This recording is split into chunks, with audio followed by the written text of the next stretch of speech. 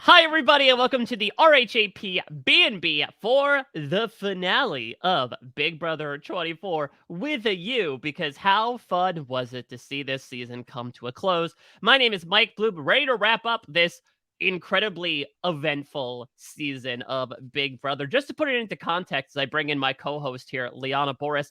Last time we were on here talking Big Brother 24 with Jenny, I think we got off maybe 3 hours before Michael and Brittany leaked Kyle's previous Cookout 2.0 comics. That's how much time has passed since we last came on and talked Big Brother. A lot has happened. Yeah, I remember recording that episode and then watching feeds all day being like, our podcast is totally like not with the times at all. We missed so much. But I think that just goes to show how much happens in a Big Brother season. But even that being said, like we're recording this about a week after the season has wrapped up, and there is still so much Big Brother content. Like it's absolutely wild. We were talking about this before the show between the Twitter spaces and all the TMZ articles. Like it just does not stop. Well, that being said, we're a bit behind on rent for the B&B. We're about 5 years overdue, and here comes our landlady to come bust us up. But we're happy to welcome her aboard, regardless of the occupational capacity with which she's here. Maggie Morgan, so happy to welcome you back to the B&B. Oh my gosh, do not put being a landlord on me, Mike. I would never. That's so rude. I'm just ready for the internet to be like, what, Maggie? Like, you preemptively left Twitter for a good reason, because I think people will be firebombing you. I'm a renter, guys. I rent my New York City apartment. I'm not even a homeowner, let alone a landlord. So I'm part of the people here.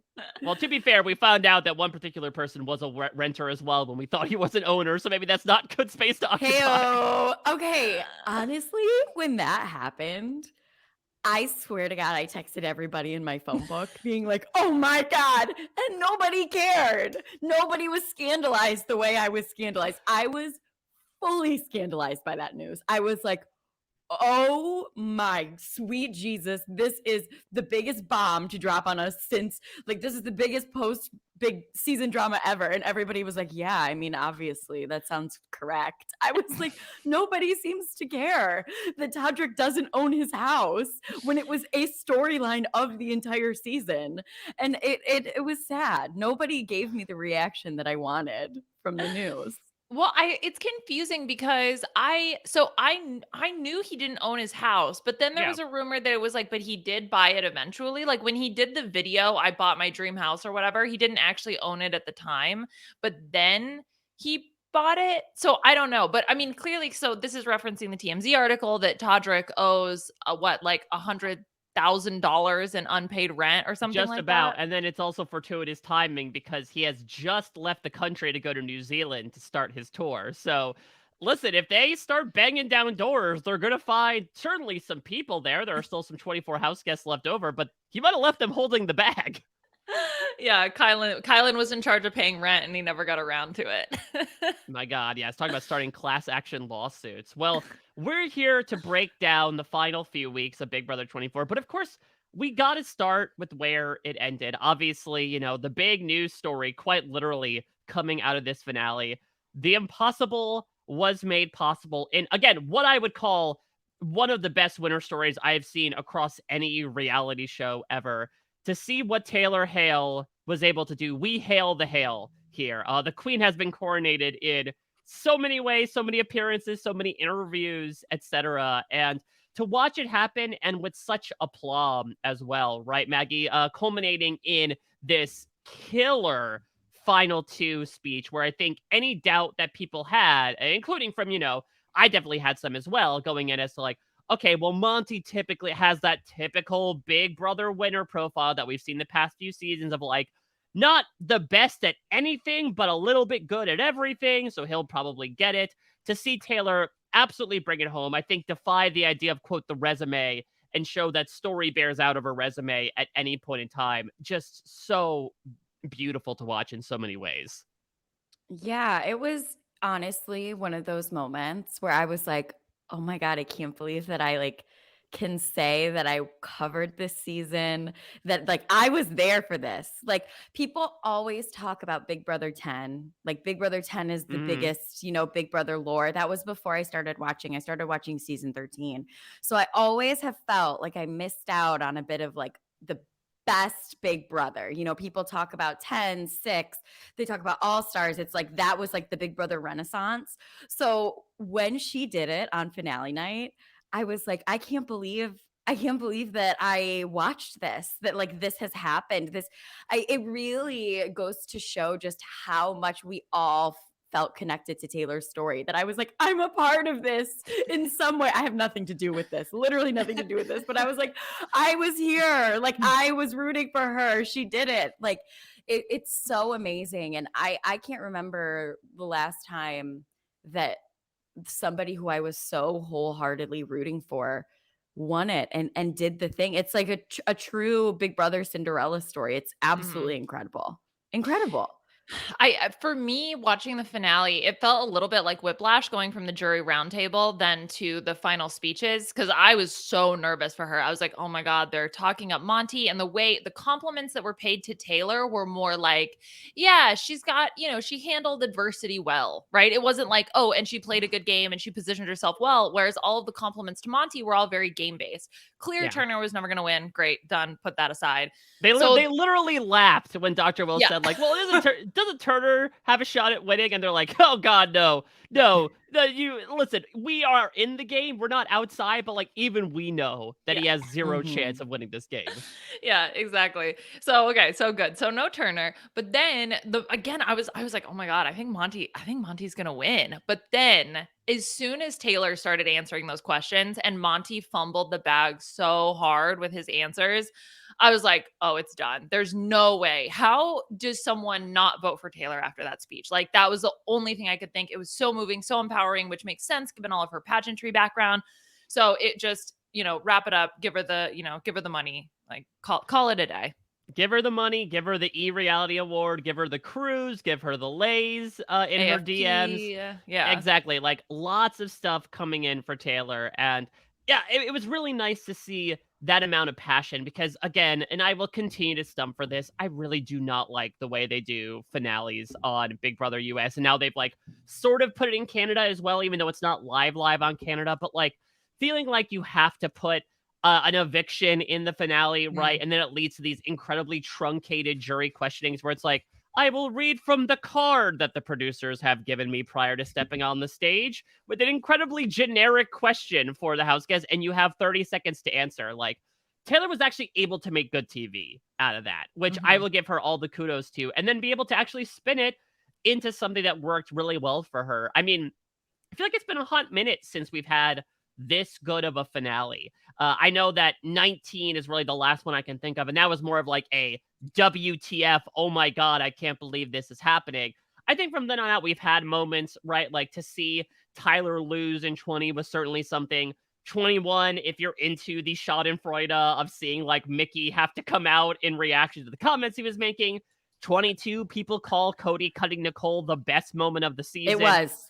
I will stand by that. It was the best moment of the season. That was like a piece of corn still left in the poop, essentially. But like for the past few finales, it seems like we were a little remiss of like, wow, what a strong climactic ending. And this really capitalized on that for me.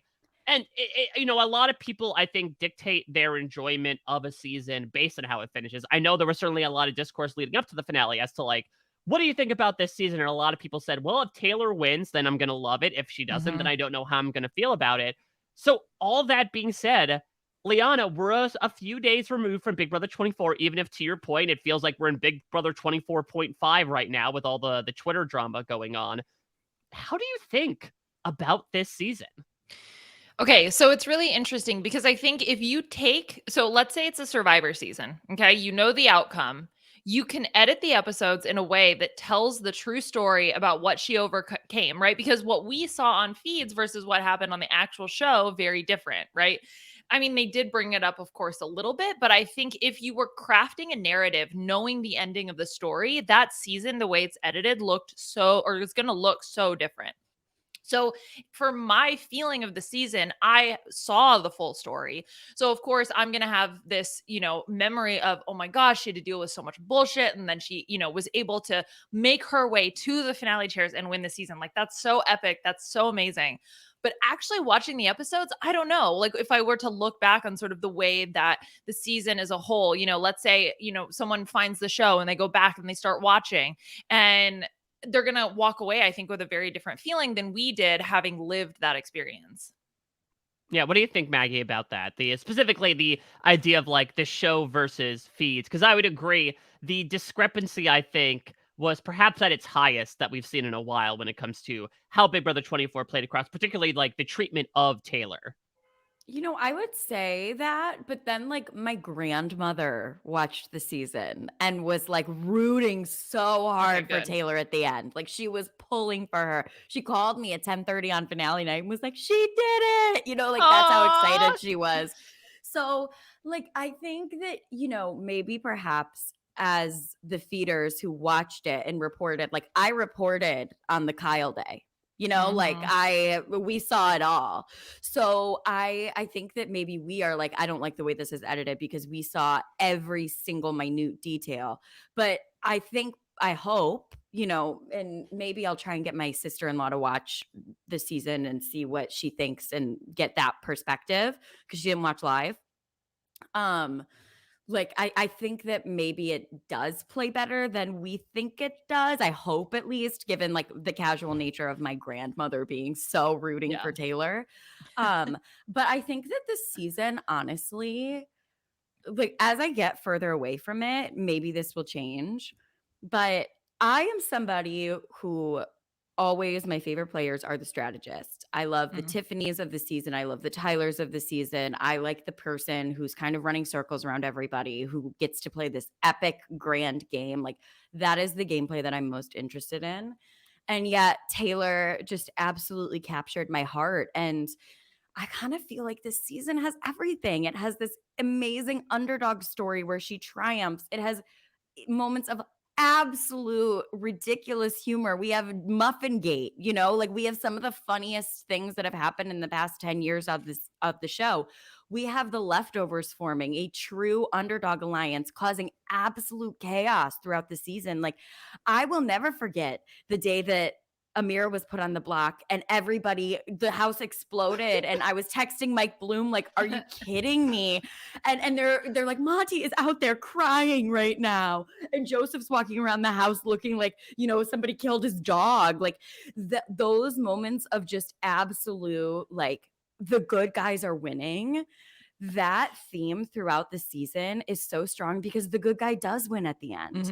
And I think that, during the season when everybody was so nervous that Taylor wasn't going to pull it out, that's when we started to, get really, really nervous. We might talk about pulling it out towards the end of the season with some of the people around Taylor. Hey. But when we were starting to get concerned that Taylor wasn't going to pull it out, I think that people started to feel a bit more negatively about this season. But like, we watched the good guys win.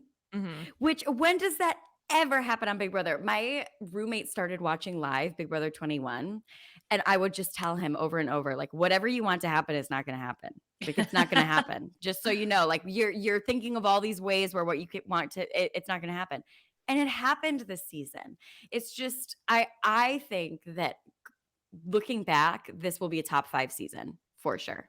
Yeah, so a few caveats to sort of like add on to here. I can absolutely understand if people do not like this season. I think in particular, if your qualifications for a season are like, I need people that I can root for that I really enjoy, I will again continue to say that this isn't really like an incredibly likable cast. Outside of like Taylor and Joseph, perhaps to a certain extent, like there's not a lot of people that people are rallying around either from an entertainment perspective, from a likability perspective, etc. So again, if that is your rubric, I could understand why you're like, no, this season isn't for me. But like, I love this season. This is probably one of the best modern day Big Brother seasons we've ever had. And it is far and away my favorite experience watching feeds in Big Mhm. Brother history. I mean, Maggie, you mentioned that day when Amir gets put up, but even like a couple days beforehand, Liana, you were on the live feed update, right, to cover like the actual late night meeting where something that never happens in these shows of, okay, here's a bunch of outsiders who are getting together to take down the big majority alliance, not only actually happens, but they then entertainingly snow the house for the next couple Oh, weeks, right? Accidentally use so reverse good. psychology to have So Daniel good. backdoor his closest ally. And Maggie, you bring up such a very salient point, right? About how when it comes to digesting Big Brother winners, I think due to the 24/7 nature of the live feeds where we get to see so much, there is usually like a but attached to the way that we take in winners, right? Oh, Casey won competitions, but she was a little boring. Oh, good. Jackson was able to pull it out above people like Christy and win through these competitions, but he was racist.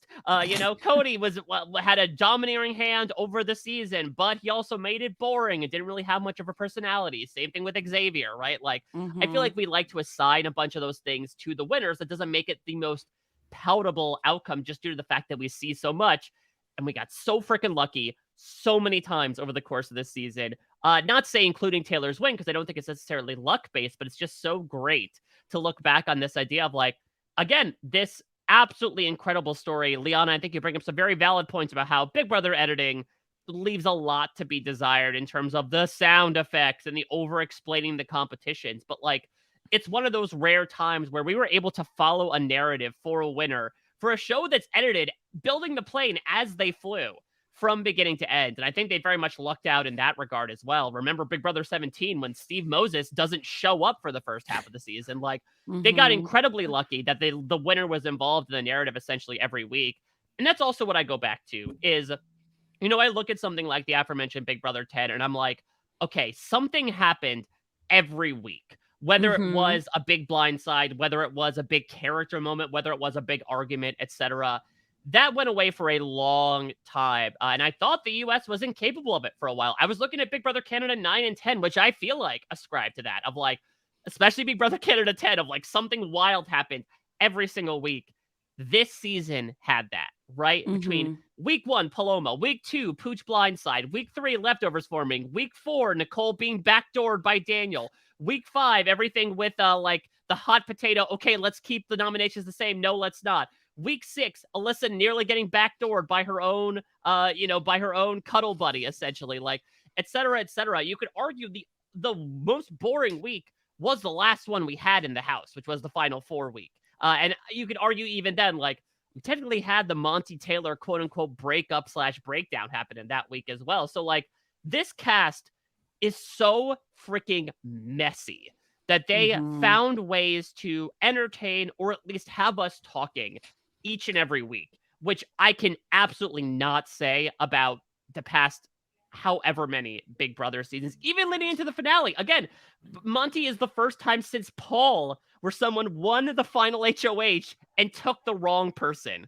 to the end. It's something where it felt like up to this point, again, going back to the resume thing, like we thought there was a tried and true way to win Big Brother. And this season proved that there is like no hard and fast way to do it, especially if you're playing with a bunch of wild cards like this cast was. So I have a few thoughts. So one, the first thought is about, again, I co-sign everything you guys are saying about the season being interesting because I can tell how interested I am based on how excited I am to do the morning updates because look, they're a lot of work. And when the season sucks, they're like pulling teeth. They're terrible. Like it's so hard because you're like it's either people you hate or it's so boring or there's nothing going on, so like it can be a struggle. This season, not at all. There was always something interesting, even if it was tough to talk about. At least there was something interesting going on. So that's point number one.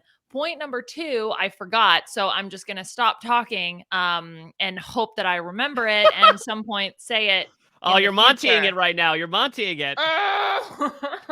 Big brother, something going on, always happening. Season. Oh, yes, I remember. Okay, good. Good job, Liana. Come on, brain. Okay, so the other thought I had in terms of the Taylor narrative, I do wonder. So they got so many questions about Taylor, right? The jurors exit the house. Taylor, Taylor, Taylor. Questions about Taylor, Taylor, Taylor, Taylor. Interesting. Like I would love to know how, because if you get out of a situation where you're going in completely blind and all of a sudden there's all these questions about one particular person, right? I mean, that makes you reflect, I think, in a certain way on the season and what happened and really putting that person in the center of it. And I'm not saying that Taylor didn't deserve her win. Absolutely. And I'm very happy that she's our winner. I do wonder if those questions though had some type of an impact on the jury. Listen, if I may defend my job for a second, yeah, I mean, listen, I will sort of copy and paste what Taryn said in some of his game recaps. Where like, I can certainly understand that to your point, Liana. Like repetition, if you're bombarded, especially since with the jury, right? We sent in questions, so it's just a producer asking them, and if you're asked about Taylor every 5 minutes, you might get something in your head. On the other hand, I think we did see people like Indy, people like Jasmine, by the end of their time on the house, come around on Taylor. It's not Mhm. like you're sitting there and it's like, wait a minute, people like Taylor. Am I the bad guy? Am I the problem? I think the path was certainly already there. If there was some udging, it would have already, in my opinion, gone down a way that they had already been going down towards their time, end of the time in the house. Yeah, I don't necessarily think it's like, oh, they all changed their votes because of the questions. And it's not just the press, Julie as well, up in there asking about Taylor. And I mean, we see it happen every season where people get questions about, oh, this, interaction or this person or this alliance. So it's not like out of the ordinary. It just, because so much of the season was about her. So when we talk about the narrative, I mean, she was involved every week, right? So of course the questions are going to be about her. So it's not like, oh, this was done on purpose or anything like that. But, I would think something if I was getting a bunch of questions about a person that I thought like was the enemy of the house. You know what I mean? Yeah, what are your thoughts about that, Maggie? I mean, I understand what you're saying, Liana, and I agree. I think that also, though, the thing is, it's not like Taylor was just like chilling there and then they got a bunch of like she was deeply involved in every single week. She was one of the people you could vote out every single week. So Mm. I think that also helps the idea that like, you have to talk about what's relevant in the house. And the main character of the season, like it or not, was Taylor since the first week. She's all anybody in there could talk about. So Mhm. it makes sense that this exit press, it's all they want to talk about either because it's the content that they gave us in the house. She was on the Mhm. block 6 times. Yeah, it's really interesting to think about because I don't necessarily disagree, Liana, either. That like I think sometimes the breadth of getting so much thrown your way, and this could also be a bit on production as well, right? Like they're in the DR, I would imagine to a certain extent. We've certainly had cases before where people were kind of pried for information about certain people, pushed to make certain decisions. I'm sure they were talking about Taylor in there as well, and so it might have just been an effort across all ways, including from their own personalities, to like actually settle down once, some of the biggest offenders were removed from the house to be like, oh, wait a minute, Taylor's like not the devil that was painted to us in the first 8 days. Yeah. And then it culminates, in this moment where some of the people that were talking the most shit about her end up voting for her at the end of the day. And the fact of the matter is, it would have been unanimous if Turner had caught on to it, right? He has vocalized that he basically didn't know who to vote for.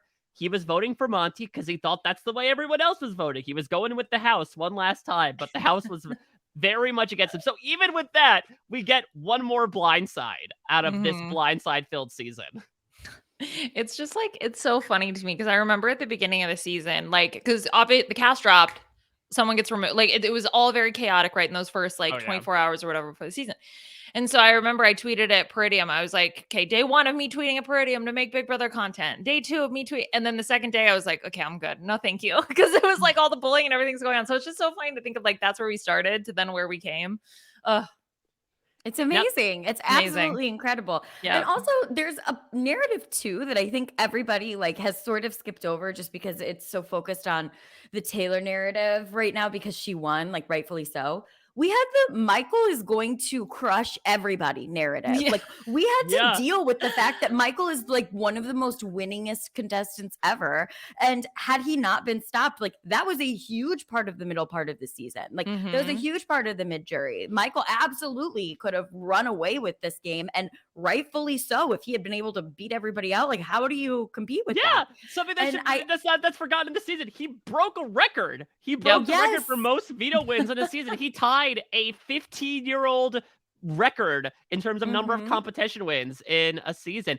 And the other thing as well is that it is also, again, a little unorthodox, much like Taylor has talked about, sort of like breaking the mold for a Big Brother winner. I think if you looked at the cast, to be frank, you're like, okay, your compies are going to be Monty, it's going to be Daniel, it's going to be Joseph, right? Like the athletic men are the ones that usually dominate. And here is like this stick bug nerdy lawyer from Minnesota who ends up setting the record for veto wins. Like that is astounding to me.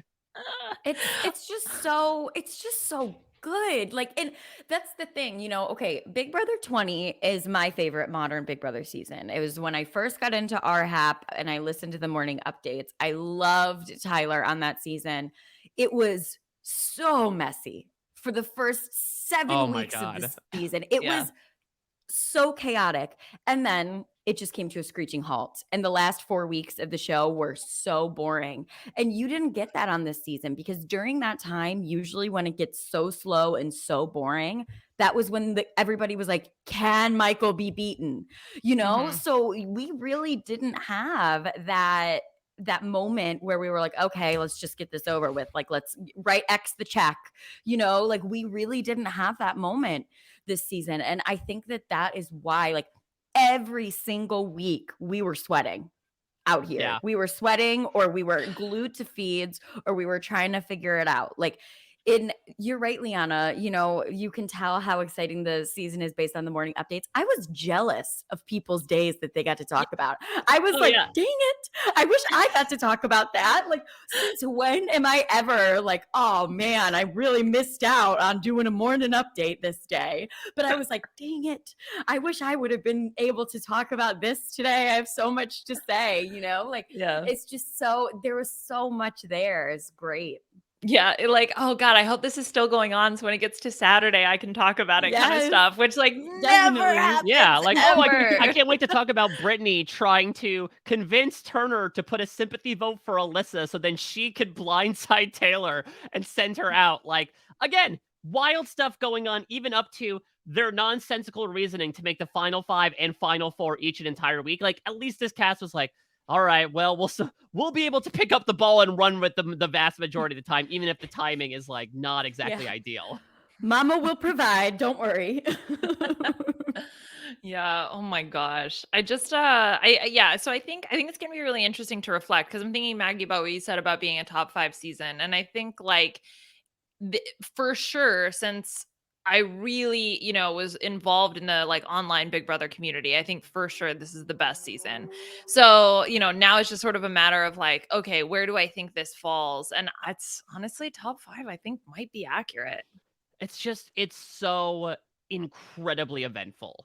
And like Yes. that's again, and I can understand people have different rubrics and people might, especially I would imagine those who saw themselves in Taylor and especially the stuff that she experienced in the beginning and then unfortunately at the end of the season. That's the really sucky part too. And I think to your point, Maggie, some of the reasons why people were like getting really nervous about the end of the season is because like to see people like Monty treat her like shit. And it's like after all this time, after all these weeks, we're coming back around to this.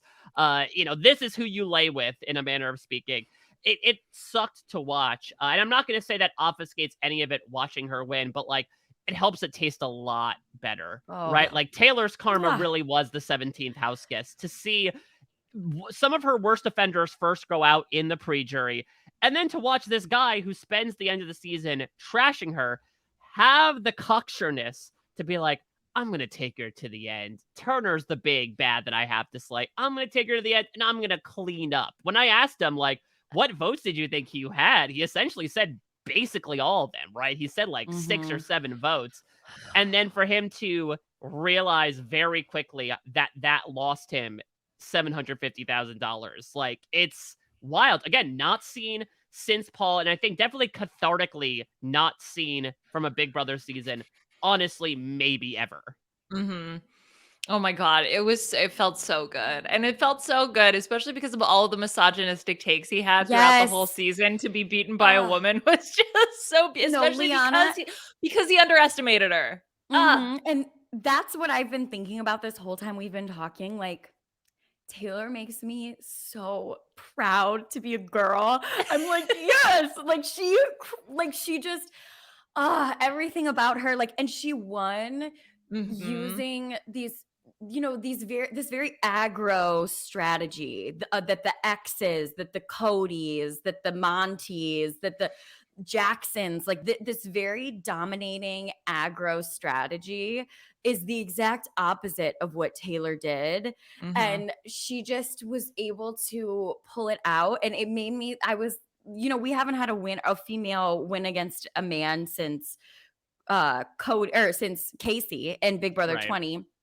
And Casey won by beating competitions and doing this more aggro strategy. So the fact that Taylor won by being gentle and graceful and softer with her house guests, all of those things just mean so much to me watching. It's just so fantastic that, Taryn has said this before, her self-awareness is her Mhm. superpower. And Mm. it's so funny that that's the thing that everybody pushed the button of, that she has no self-awareness. And that's the thing that ended up getting her the win. Like, you can't write this stuff.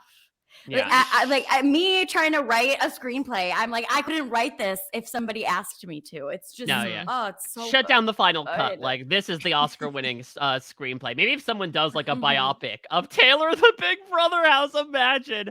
Uh, Ah! but yeah, I completely agree, and I think that's what makes me so excited, and that's why I love. We've experienced this with like some international Survivor winners, particularly in Survivor South Africa, which just excites me to no end because theoretically, when it comes to these reality shows, there should be so many different ways you can win, right? And Mhm. the thing that has kind of sucked about the past few seasons of Big Brother is whether due to the competition layout, the length of the season, the prevailing strategies, the casting, etc., we've kind of settled into a rut of like, okay, this is how you win. Get settled into a majority alliance early on. Pick off the outsiders, then make a majority within that majority. Pick off those outsiders, then win a few choice competitions at the end, go with a couple of goats, then you end up winning pretty handily. Like, that's unfortunately the blueprint for winning Big Brother.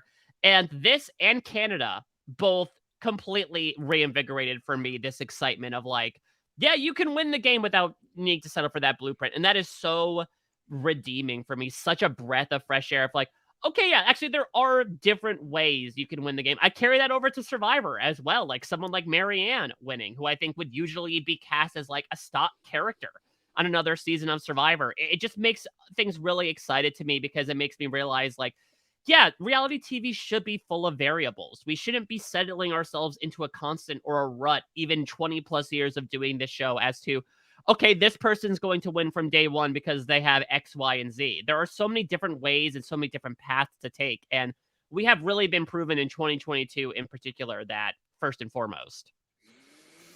Yeah, I mean, I think like even though sure there's a lot of different ways to win, you would think there's a lot of different ways to become a CEO too, right? And why are all the CEOs tall men? You know what I mean? Like Mhm. just the reality TV shows just reflect the society, right? So I And think that as those things are changing, then hopefully we're seeing that change as well in the reality TV space. the way that these traits that Taylor exhibited that are typically ascribed to women can be seen as valuable and prevailing and worthy, of Mhm. the $750,000 prize. That to me really meant so much watching the Yeah. show. Another tangential thought, Maggie, when you said Casey and Tyler, Mhm. Monty's speech was giving me Tyler speech vibes. Like Mhm. those two things were very similar to me. Maybe it was the fact that he kept mentioning, like when he was asked about his biggest move, it was something about protecting Michael and Brittany, and he kept mentioning Uh-huh. it over and over again. And I was like, I have no idea what you're talking about, but it gave me cloud power energy. Remember when Tyler kept Mhm. saying like, and I had this secret power and I never used it? To me, is like two things that give off the same energy.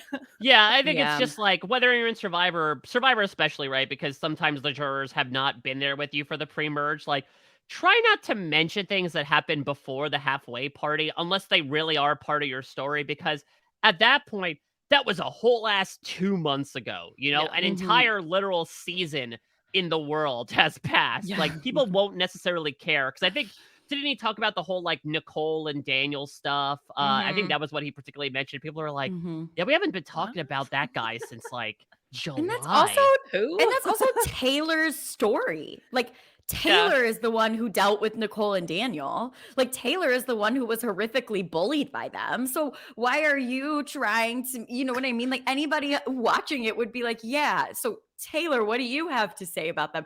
I actually think that that's, for you, one of the biggest things you overcame in the game, you know? Yeah, the hole I dug for myself when I purposely promised myself to both sides and then won HOH. Yeah, that was one of Vermonti's rougher moments, to be completely honest.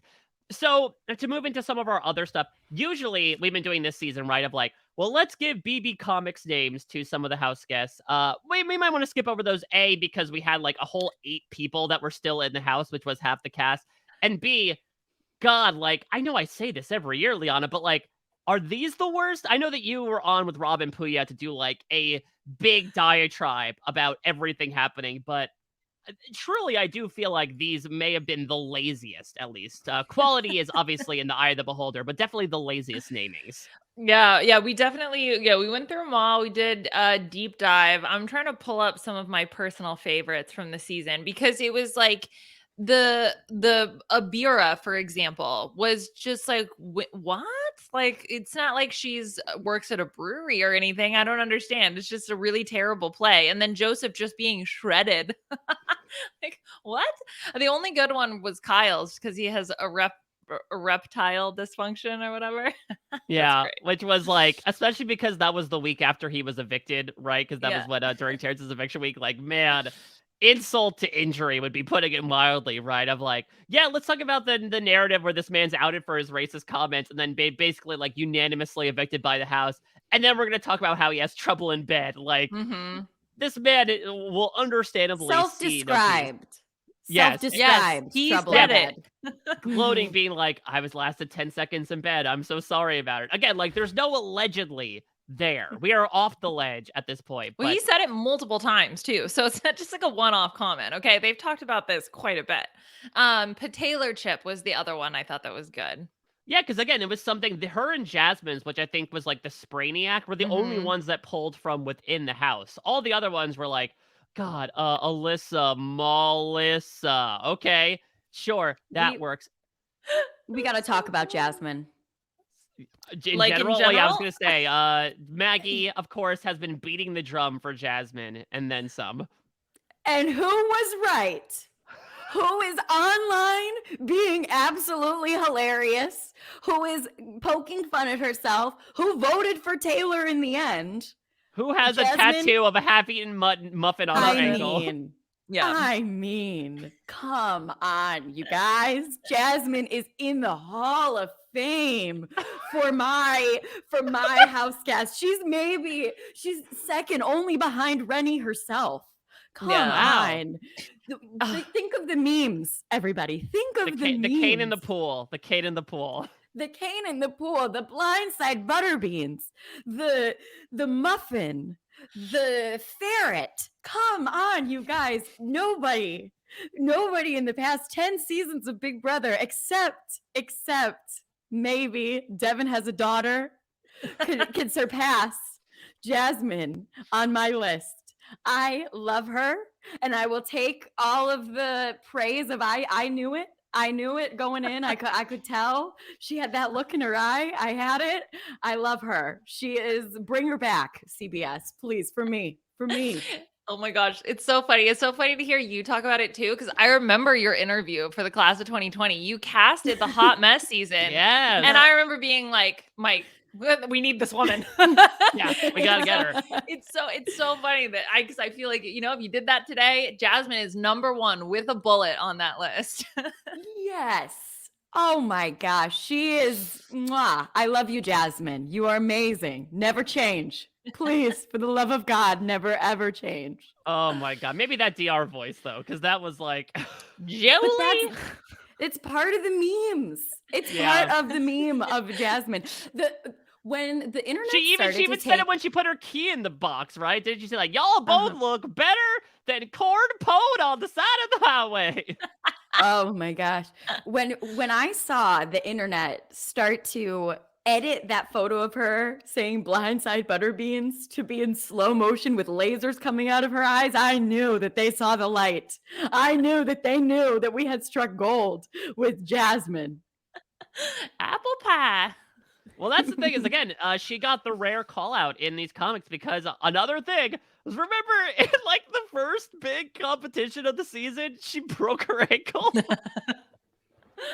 Again, the eventfulness that in the first live show of the season, we have Godspeed Paloma, and then we have Jasmine flat out like breaking her foot during a competition during a live show. Oh Where it's my just like, gosh. what is going on with this season? And that was day 8.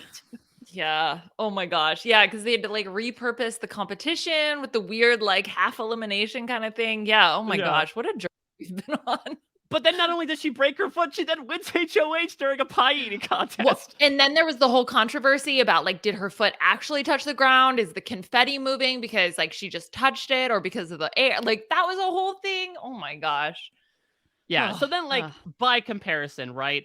Michael is the copycat because he likes cats. Yes. Good. What do we have? Melissa, we mentioned before. Joseph was shredded. Like, make him shredded wheat, you know? Make him sentient cereal. Add some character onto there. But by far and away, the worst one is the Count of Monte Twisto. And I mean, like, worst that I've seen in quite some time. Because the other ones at least are, like, so laughingly bad. This is both bad and boring. It's a very different type of B&B, of just, like, it makes no sense. This man is not a super fan. Like, it's not like he had this big knowledge of twists.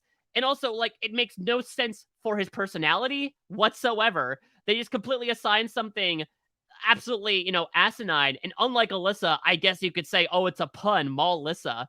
The Count of Monte Twisto is so many degrees removed from Monty as a person.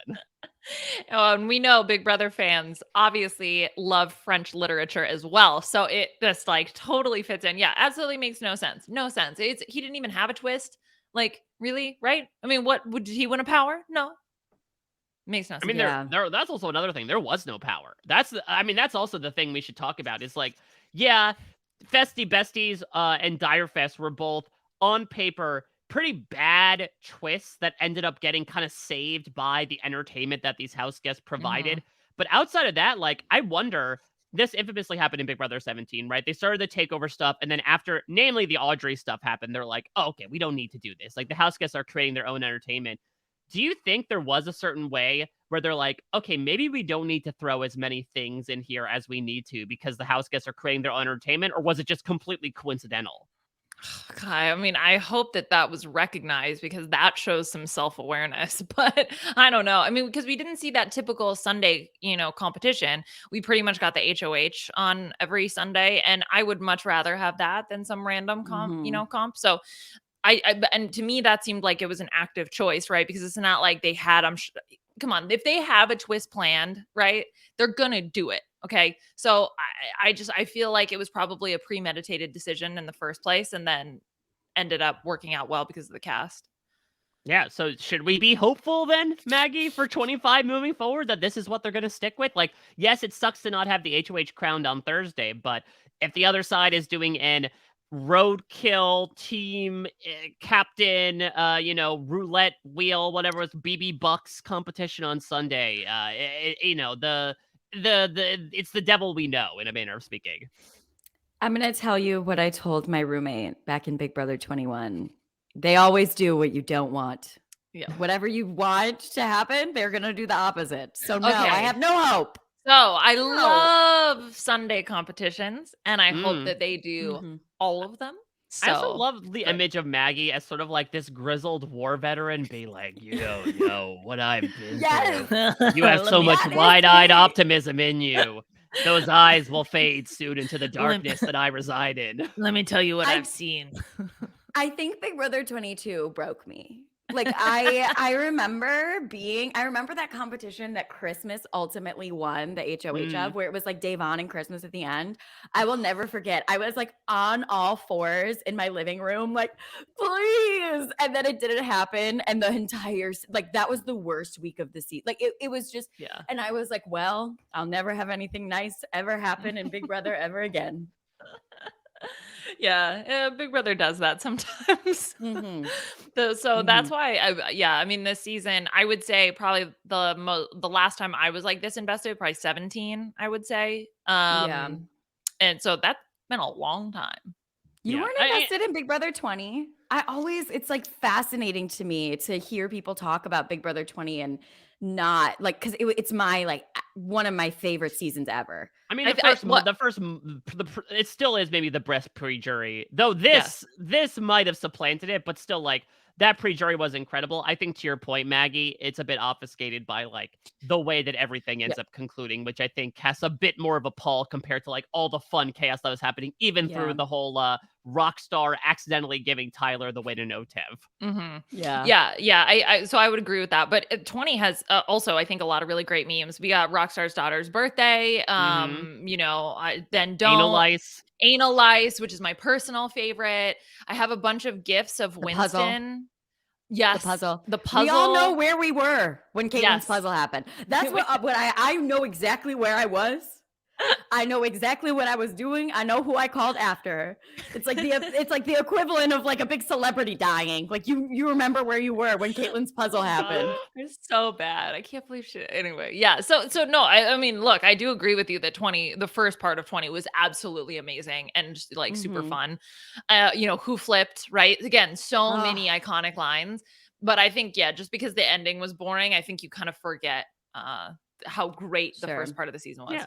Big Brother seasons are long, right? This is the disadvantage of having them run 12, 13 weeks. And again, why this season is such a unicorn in so many ways is because, this ran for 12 weeks, but like we had something to watch all 12 of those weeks. Mm-hmm. So let's start getting into some stuff because look, the season was a mess. And again, you could describe whether it was a beautiful mess, messy mess, bad mess, whatever you want to say. But it very much at times felt like perhaps a MASH game where random things seemingly happened, came to the forefront when we least suspected them.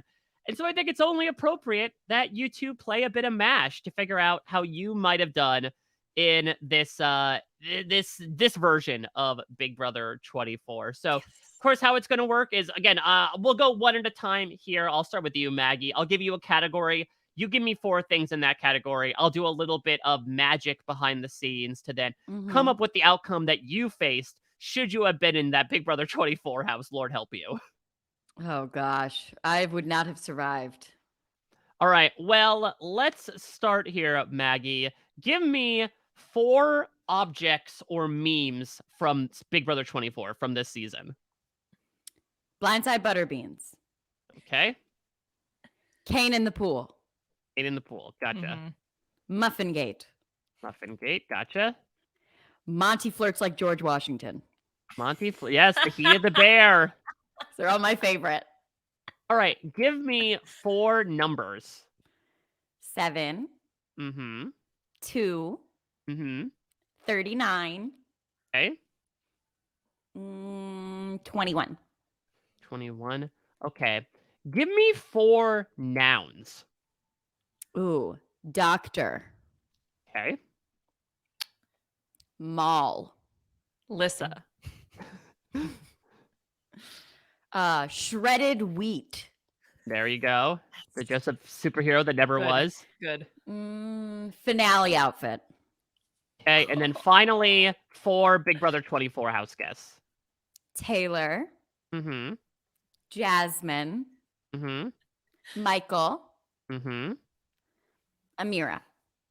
Okay. Oh, you mean Abira? Okay, great. So I'm going to start typing 1 on my keyboard, and you tell me when to stop eventually, and that'll determine how I end up sifting through this category. So ready, go. Stop. Awesome. I will sift through this. Talk amongst yourselves. Yes. Okay. Well, the other thing, I did want to bring up, so I'm happy that we have the time to do so. We already talked about the Todrick Hall TMZ article. The other TMZ article, I don't know if you saw it, but Mike Boogie like missed his court date. It. Yeah, I saw it, but I didn't click on it. Okay, I was like, this is mess. Yes, it is mess. So he failed to show up for a court date and he had his probation revoked. So apparently it was all related to the stalking case, like that he's being charged for. And so the judge issued a bench warrant, set his bail at $20,000 and revoked his probation. So yeah, he was a no-show to the court date. So I don't know exactly what that means. I'm not a lawyer, but maybe Michael can help us out here, but not a good look for Boogie. I mean, it's never been a good look for him for the past, however many years, but still. Yeah. Good old Mike Boogie. Yeah, Oof. brutal. So, Mhm. so anyway, those are the only other TMZ articles that I had that were interesting. Yeah. There's some other sort of weird ones. Cause like, does anybody read TMZ? I don't know. I feel like I only read like TMZ headlines. Same. Has anyone ever Because it's like you clicked click on the TMZ? article and it just says the exact same thing 6 times in a row, worded different in different sentences. So I'm like, okay, well, I'll read the headline and it'll give me the info. I you mean, know? yeah, that's essentially, yeah. Like the And then headline. I The I headline listen to is my pop arrest. culture podcast and they Yes, tell we me use mass everything that I magnets. need to know. Yeah, exactly. Yeah. Exactly. Who needs reading? hmm But anyway, yeah, I mean, I think what is I'm very, very curious to see is in like a year when people start to do ranking Yeah. podcasts of the seasons and where ultimately it's gonna fall. Because obviously in the immediate aftermath, you have all of these emotions. You just came off this absolutely fabulous finale. Once you're hmm removed from it a little bit, I think the season is still gonna hold up well because we talked about how busy it was as a season. hmm So I think even in the aftermath, I think it'll still hold up. All right. Well, let's see if Maggie's time in the Big Brother 24 house holds up. Bad news, it does not. Oh So no. unfortunately, you end up getting blindsided pre-jury in Big Brother 24. No. But you do Going out end like up a mirror. you cut a bit of a swath through the house. You do end up winning Mall Fest. That's your HOH win. So Ooh. congratulations. I was really pulling for Dr. Fest Alyssa, personally. yeah, Alyssa got jealous. That's why I got voted out. Yeah. Mauling is her thing. Yeah. Okay, that's enough, she said as you went on your shopping spree. Exactly. So, things got a little spicy with you in the house. You do end up shacking up with a house guest. Unfortunately, it only lasts 21 seconds on average. Oh, that's so Hey, sad. better than I was really Kyle. I was really pulling for 2 there. You put 2 as one of your 2 numbers. seconds. Uh, After the season, again, you are blindsided fairly early, but you do make a couple of the big social media splashes. First, you do get a tattoo of Monty flirting like George Washington, I which don't even seems know what odd. that's gonna look Is that like. going to be like when Polly got Cara Maria's face tattooed on him? Would it be like Monty's face talking out the heat of the bear? I think he's Maybe gotta have a wig on though, right? it would be, it would Like one be of a the bear with a George Washington wig that's like Mm. radiating heat. That's what I would get, I think. I love that. And you then, after the season was over, got a picture at the Dollar Tree local to your neighborhood with Taylor. So Look that's at good. I'm glad that you. the queen was making her rounds and you were able to get a picture with her as one of the Mhm. lowly peasants at the Dollar Tree. Definitely. Love it. All right, Liana, Yes. give me 4 foods. 4 foods. Okay. Donuts, Okay. oysters, Mm-hmm. cucumbers, Mm-hmm. eggplant. Okay. Heyo. Give me the name of a house guest From any season or from Big Brother BB24? BB24. From BB24. Okay. Well, I don't want to do all the same. So I'm going to pick Pooch, Mm-hmm. Daniel, Nicole, and who else should I go with? What if this is your biggest ally, Liana? Well, I want to be the pretty one in the pairing. So, Mm-hmm. and Terrence, of course. Okay. How could I forget about crock pots? That's what I should have put. No. That's what I should have put for a meme. Crock pots. Oh boy. Yeah, No. well listen, Terrence got many tattoos on him over the course of the season. We'll see if he seeks out a crockpot tattoo Oh afterwards. gosh. Give me 4 numbers. Ooh, good. Okay. 420, Mm-hmm. 69, Yes, of course. 69,420. Oh, that's a match made in heaven. Yes. And Heyo. then can I do negative numbers? Sure. Negative 15. Negative 15. And finally, give me 4 classic Big Brother competitions. Ooh, OTEV, Mm-hmm. the wall comp, Mm-hmm. the slip and slide, Okay.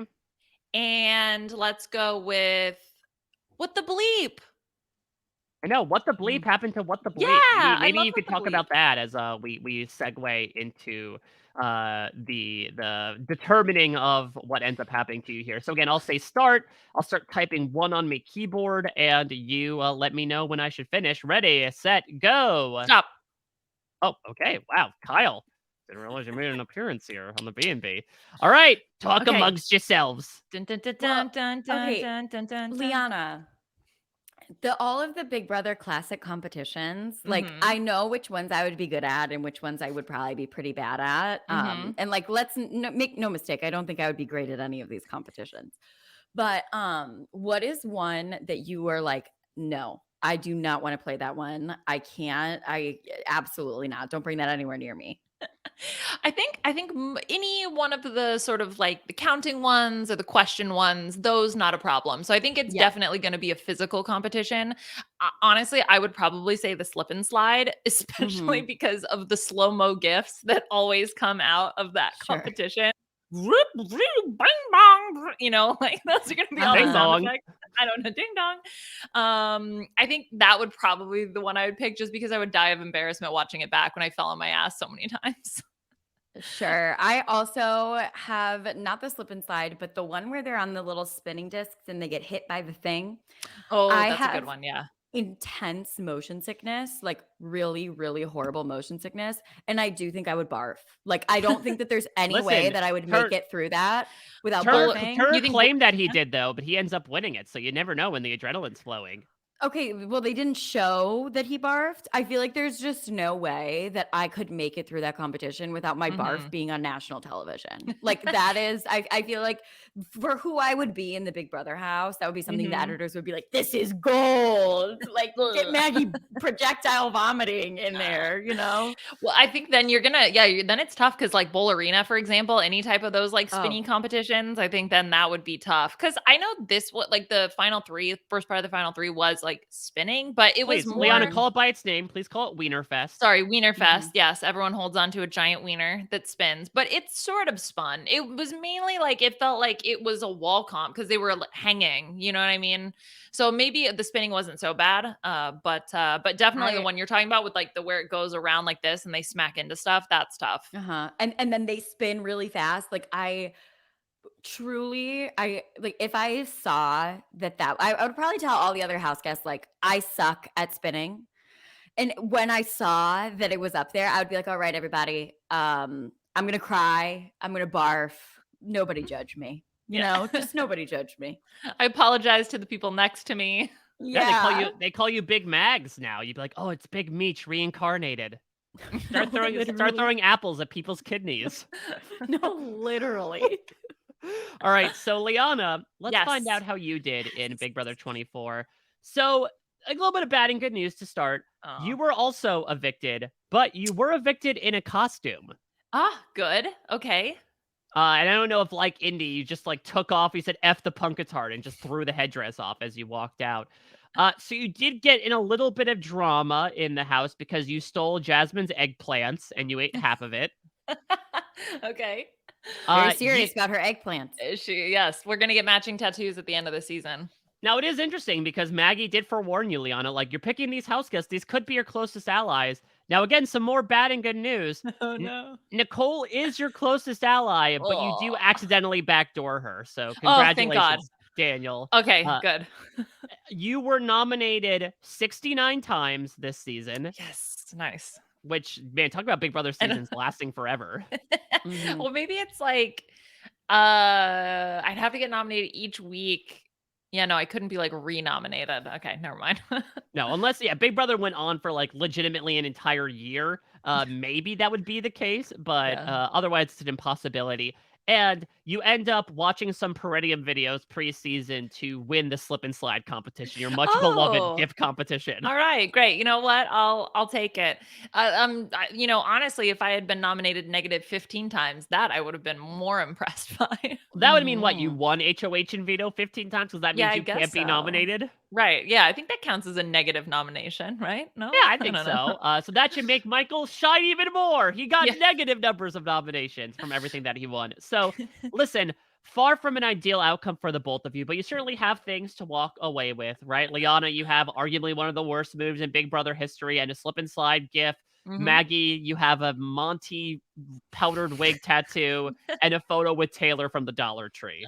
Absolutely. I Oh, still made it out better than some of these current house guests, you know? Very much so, that's yeah. true.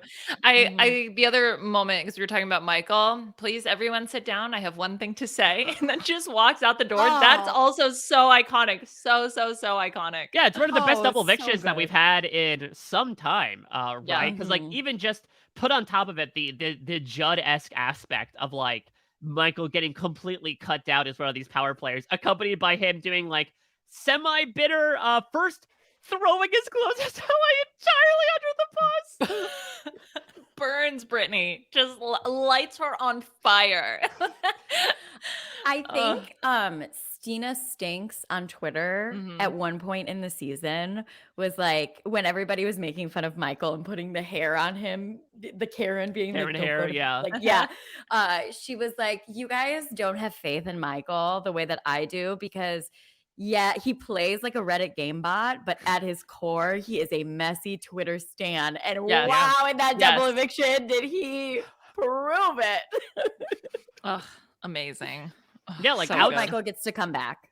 Same. I would, except like, how do you not immediately target him? Maybe if it, unless it, maybe it's like if it's Big Brother 30 and we're like Mhm. a half decade Mhm. removed from Michael's legacy. Otherwise, like, he is the person to go for, right? To spoil a bit of like Survivor South Africa, like the guy who the previous season had won like 5 immunity challenges and was one of the big threats to win and gets cut at the end game becomes the first person voted out, Mhm. understandably so. I don't understand how you don't do that with Michael. Mhm. Yeah. Yeah, I think it would definitely be tough for him. I think once you get a little bit removed though, I think he'll hopefully be okay. And I think then, he can try to sell himself as an asset, right? I'll keep you guys safe, Mhm. I'll win competitions for the team. I'm for the team. I think if he Exactly. markets himself in that way, then I think, he could make a run. But I do agree. If he comes back in the next season or two, I'm then just saying, well, I'm just thinking like, Michael, I'm a team player. Also, Michael, Brittany has been doing everything. She has so many deals with everybody. Please get rid of her over look, me. look, people forget, okay? Okay? Yeah, and I feel like everybody's been saying this, and I would tend to hope that Big Brother would do this, that if they bring people back, it probably won't be for another season or two, and they would bring back Mhm. a collection of people.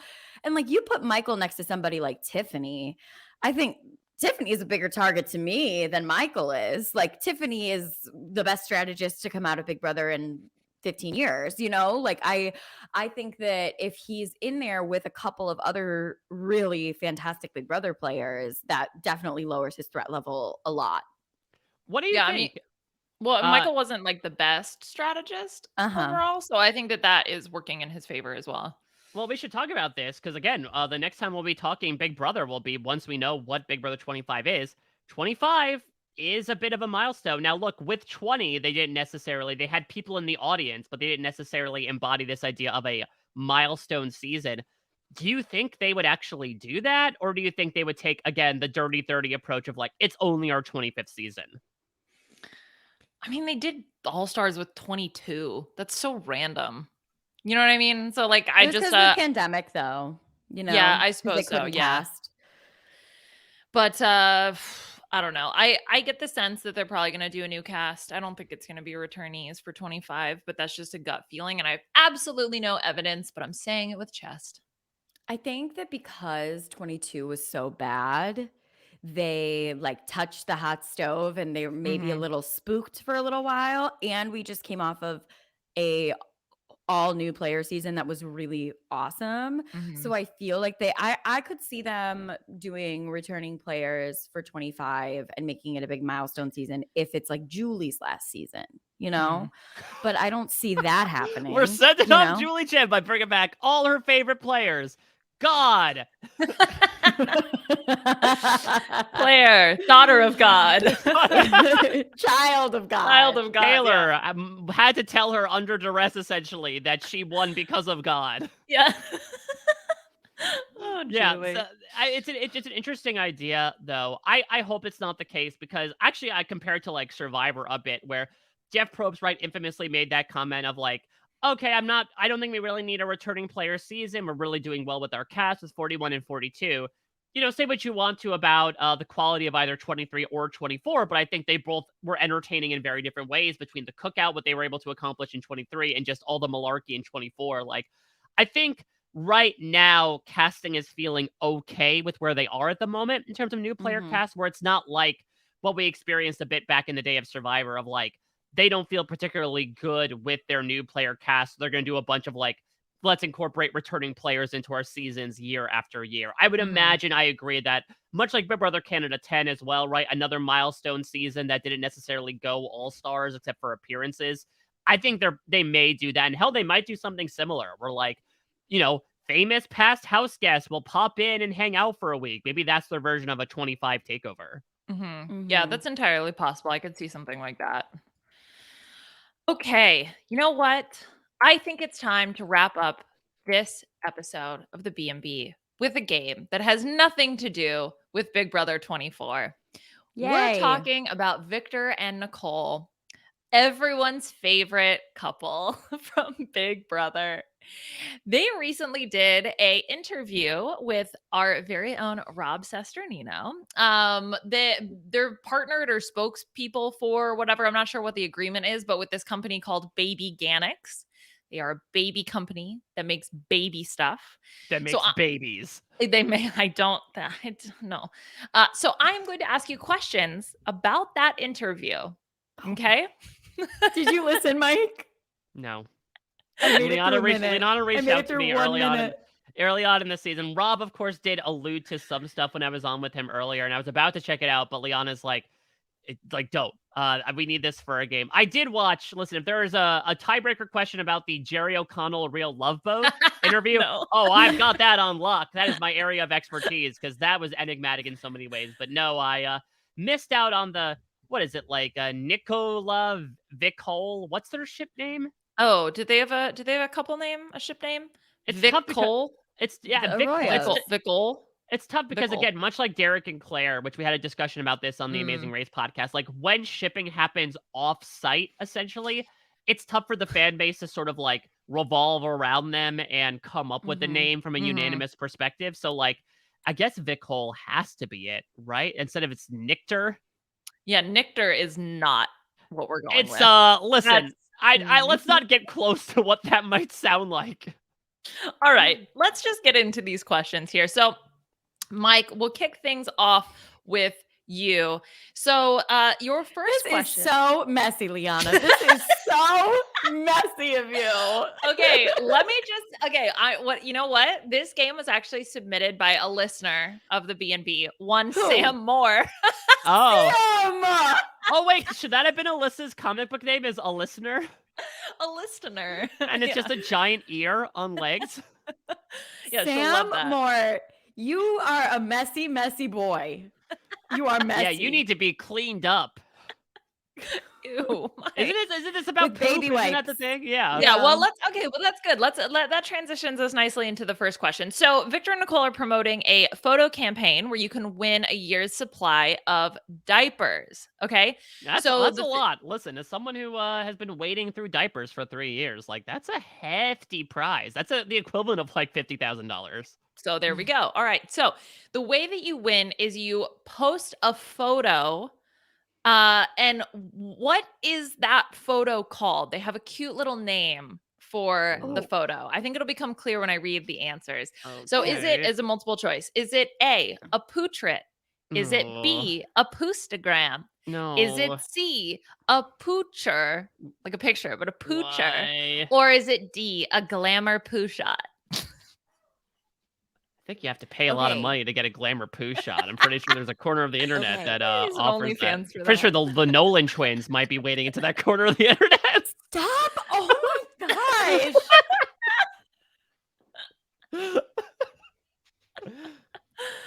So, Mike, what's the name of the pictures? Oh God, these are terrible puns, but I love them so much. Okay, so we have portrait, poostagram. I feel like poostagram is a little too close. Like, I feel like Zuck would lay down Mm. the hammer, right? Of like, okay, this is too far. Don't infringe on the metaverse here.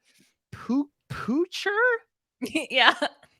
Poocher sounds like more of a pooch pun than a poo pun.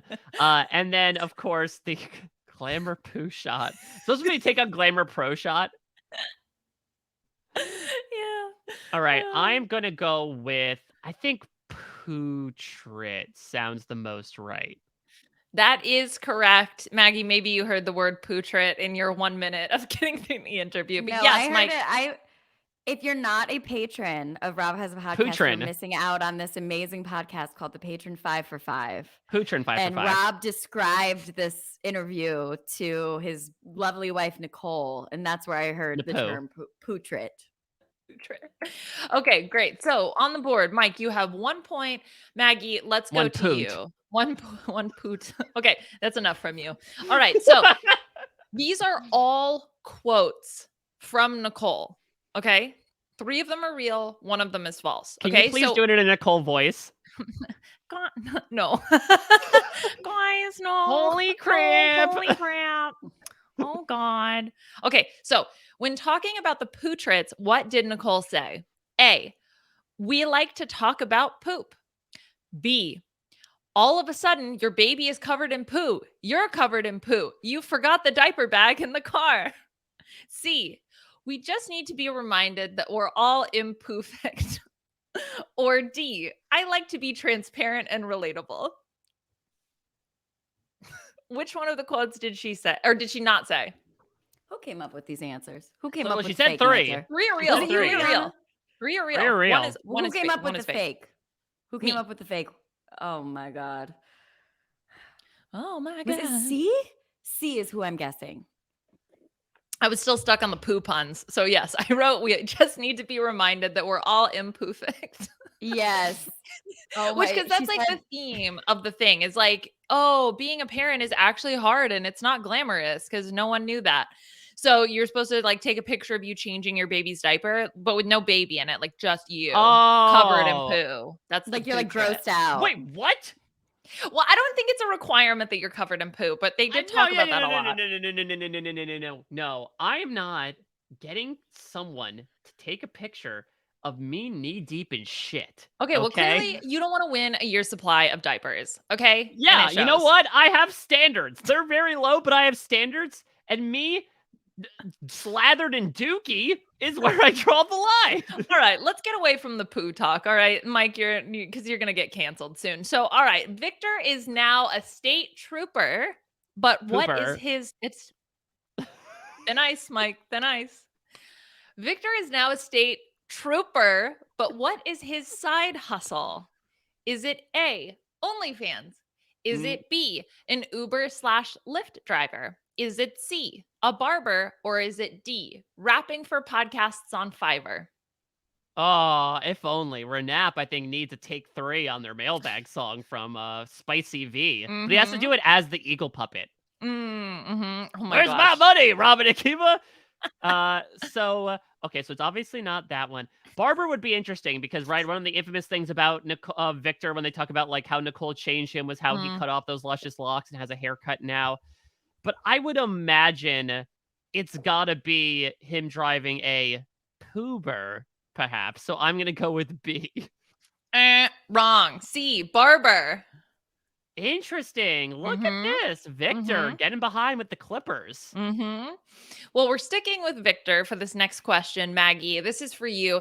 Victor also picked up a hobby, although he did mention that Arrow, their son, keeps him very busy. But what is that hobby? Is it A, crocheting, B, playing frisbee, C, bird watching, or D, flying a drone? Wait, what? So What do you mean what?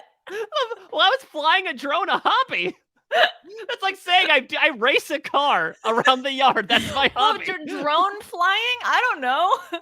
But like, where are you intending to take it? I don't know. Don't ask me. they live in Michigan, which is my place of birth and raised. I was born and raised a Michigan gal. And there is a lot of frisbee that happens. There's a lot of frisbee games. So I'm going to say frisbee. Okay. It was flying a drone, Mike, because it is a hobby. Get out of my life. Was it a hobby? How does that make any sense? Look, I didn't know what to call it because that was the moment where I was like, oh, I think, I mean, I could make a game out of this. Like it was Sam's idea, but when I went back and re-listened, I was like, yeah, definitely this question. Because it was just like totally random in the middle of, they were talking about something else. He was like, oh yeah, and I got a drone and I've been flying it a bunch. It's like, okay, no one asked. Wait, what? Do you think he flies it to his barber shop to be like, alrighty, instead of holding up the mirror behind the head to see if Just your flies neck the was done right, drone. just flies the drone Behind. You can get a 360 view of your Oh, new cut. Yeah. honestly, barbers need more drones, in my opinion. Sure, Mike. That's what everyone's been saying. Well, let's see if you can get this next question correct. So, Rob asked if Arrow, again, their child, was going to have a big brother. Yeah, he did it for the joke. Nicole stated that if she didn't have to go through the birthing process, she would have blank number of kids. How many Well, kids did she say?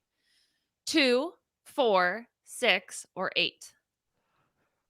8 children. Is she banking on like Octomom 2.0 coming out? Well, she said she didn't have to go through the birthing process. No, so how I many kids? assume. Yeah, how many kids does she want? It doesn't have to be realistic. I feel like this is, I would say then, I'm trying to remember like if she had any conversations on feeds about it. I'm gonna say I'll shoot for the middle and say 4. 6 is the correct answer. That's a whole ass Brady bunch. Yeah. Well, think about how many drones they could fly. They could fill the freaking Louvre with their portraits. The No. Pourv. Okay, Maggie, your question. So, Maggie, if you get this question correct, you will win the game. If not, we're going to a tiebreaker. So, Maggie, here is your question. Rob was given a max, like a set number of minutes that he could use for the interview. What percent of those minutes did he use? Okay, A. Okay. Okay, I think I know well, this. All right. Go ahead. 100%, 75%, Mhm. 55%, or 35%. 55%. Bing, ding, ding, ding, ding, ding. On the money. That is correct. Yes. I'm an avid patron 5 for 5 listener. I think that's what this shows. Wow. So he had what, 15 minutes and he used a little bit over 8 minutes? I think he had 20 and he used like 11 or something. I mean, yeah, when the topic of discussion ends up going to like, hey, Yeah. Victor, oh, I see you're flying a drone now. What's up with that? Like, the topics exhausted themselves fairly quickly considering what Victor and Nicole were trying to. Because I also believe the one thing I took away was like, they weren't actually watching Big Brother 24. And so they had nothing to offer in terms of that input. Yeah, Rob asked him about any like reality TV and they were not watching. That was actually my tiebreaker. Nicole hasn't been keeping up with reality TV because she's so busy she forgets to. And then I would ask you guys what it was. Shower was the answer. Oh. So she doesn't have time. I don't know. I different strokes, but like I just can't imagine them. Maybe because like showering is a part of my day and has been for quite some time that I'm never like, even when Asher was, yeah, but like even when Asher was at his fussiest, I wasn't like, oh no, gosh darn it, I forgot to shower. Like I always somehow work that into my routine on the daily. Well, yeah, I guess you and Turner don't really have that in common, I suppose. But that is our game. Maggie, congratulations. You are the winner with 2 points. Well done. I know Nicole and Victor best. You know what I always say. Very fitting that you win with 2 points, considering, again, the reason why they were talking to him. No. Okay, well, you have 1. Okay, so you can just pee yourself out of this. Heyo. I don't know. Yeah. I didn't get it for a second. I thought it was an insult, but I thought it was a take on see yourself out of this. Liana, I think you need to start writing for BB Comics. I know. Or PP Comics. They're number 1 in the biz. Number 1 in the whiz. The whiz. All right, that's enough. I mean that's the B&B in a nutshell, right? Like this is absolutely what it is. So to finish things off, as we usually do, we are going to bring things to the causes outside of the stupidity that we talk about on the B&B. Maggie, as our guest, spotlight is on you. Any particular thing that you would like to highlight that the listeners should check out? Yes, I think that you should check out Planned Parenthood, especially whatever Planned Parenthood is local to you. The more support that we can get for Planned Parenthood in incredibly difficult time for women and for reproductive rights. Make sure that all women who would like access to abortion are able to access it. So please, please, please, if you can, check out the local chapter of your Planned Parenthood. Yeah, completely agree. I know, I think, Liana, we talked about this actually on our Survivor B&B. There's also abortionfunds.com, I believe, also gives a listing of local abortion funds in your area as well, also through Planned Parenthood. So, yeah, if you want like a nice listing as to where you can help out in your own backyard, because oftentimes, especially in this day and age, you can feel like overwhelmed by the national state of things, that the first step is often helping on a local level. And I think that's a very good way to do so. Maggie, as always, this was so awesome for you to come on. Again, to flash back to what Liana mentioned before, like, I just remember back to the first week of Big Brother 22 when we had you on to talk about Enzo's rap tracks as Dwight Squall. What was his name? Dwight Squall, baby. And look at him now. Enzo. Wait, I have an Enzo story. I saw Enzo at the New York City event. Yes. The one night that I was able to be there. I saw him at the bar and had to say hello. I mean, it's Enzo. And he said, "Hey, yo, are you going to watch the challenge?" And I was like, "Of course I am, Enzo." He said, "I won 4 eliminations. I beat this person and this." And I was like, and this person and this person. And I was like, "But you didn't win?" And he was like, "No, I can't swim. I crapped out on the swimming part." And I was like, "Well, call me spoiler girl. I don't know." Well, that's what happened. The Jana, get back in the car. Yeah, I had heard about this, that Enzo was just flat out saying the exact entire season of the challenge weeks before it ended up airing. I was like, well, I guess I have no reason to watch the challenge now. I know everything that happens. You know what happens. It's the Enzo story. I listened to Tyson's Surviving the Challenge podcast on The Ringer. Which has a different meaning considering how that finale went down. Yes. So I have this quote because I texted it to Puya. So I just looked at my text messages. So Amelia, his co-host, Tyson's co-host, said, "Great job to everyone on the Challenge USA." This is on the finale pod. And Tyson goes, "Except for Enzo." Oh, classic. That's so funny. I mean, yeah, it was, God. Remember that as well. There's been so much reality TV, like, starting and finishing over the past few weeks, a la Kyle on a floaty, that it's wild to think about. That was only, what, like a month ago, right? That calamitous challenge finale ended up. It was less, yeah. 2 weeks ago. Oh yeah, it was before the before the big Survivor premiere, right? Yeah. Oh my God. Yeah, exactly. That was horrible. That was pathetic. It was pathetic. Honestly, that is embarrassing for CBS. It was absolutely pathetic. Well, now you know why Enzo led with winning 4 eliminations rather than the way that he went out of the competition. Yeah, I mean, oh my gosh, that was so funny. I was like, I could just post online everywhere. I know everything that happens. It was crazy. Yeah, so funny. The challenge is one of the more spoiled shows out there, and I wonder, like, why is that the case? Like, why is Survivor not as spoiled as the challenge? It's because, like, these contestants who are reality TV veterans are somehow more loose-lipped than the one-time contestants, just walking to random events and spouting to anyone who has ears, "Okay, yo, here's how the entire season goes." Well, Enzo doesn't know what it's like to be on a film. You know what I mean? Like, he was in the house. He probably would have spoiled his own season. Could he have? You know what I mean? Remember, he also made finale night both of his seasons, so he's not even used to, like, sitting on a jury for any sustained portion of time. I mean, technically, he did make the challenge finale too, which is wild. Enzo Palumbo is 3 for 3 in reality TV show finales. Amazing. King Enzo. Long may he reign. Yes, Dwight Squall. Yeah, just no swimming. As long as it's not on an island, I think he'll be completely fine. Well, Maggie, you were certainly not out on an island in terms of all the great stuff that you were doing. Maybe out on an island in terms of your worship of Jasmine, but that's the only thing. If people want to see what you may be up to, either on social media or across the podcast, how can people catch up with you? Sure. People can find me on Instagram and TikTok at @MLMorgan_.